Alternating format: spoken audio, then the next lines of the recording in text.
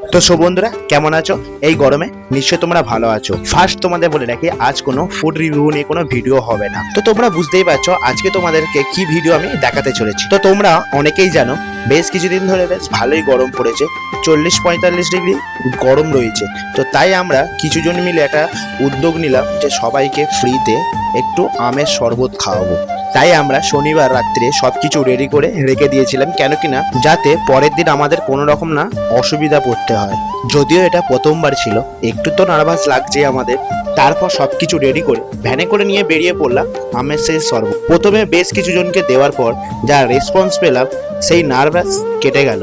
এরপর শুরু করে দিলাম ফুল কনফিডেন্সের লোককে আমের শরবত খাওয়ানো। আমের শরবত মানে যেটা সবাই এক কথায় চেনে, আম পান্না।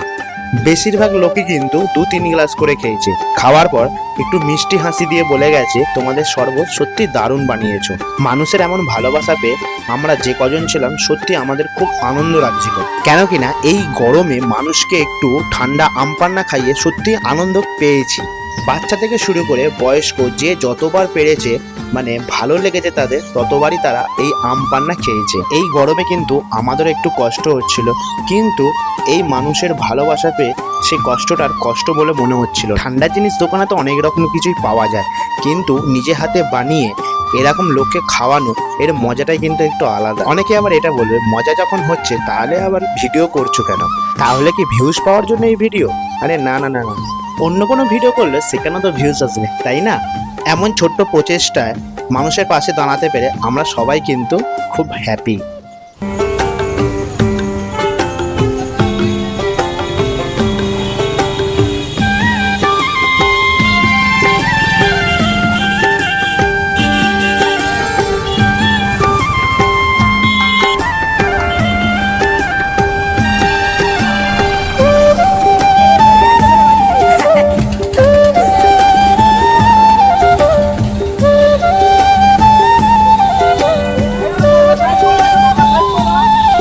তোমরা দেখতেই পাচ্ছ রাস্তায় কিন্তু অনেকের ভিড় জমে গেছে, কেন কিনা সবাই এই আম পান্না খাবে বলে প্রায় লাইন লাগিয়ে দিয়েছে।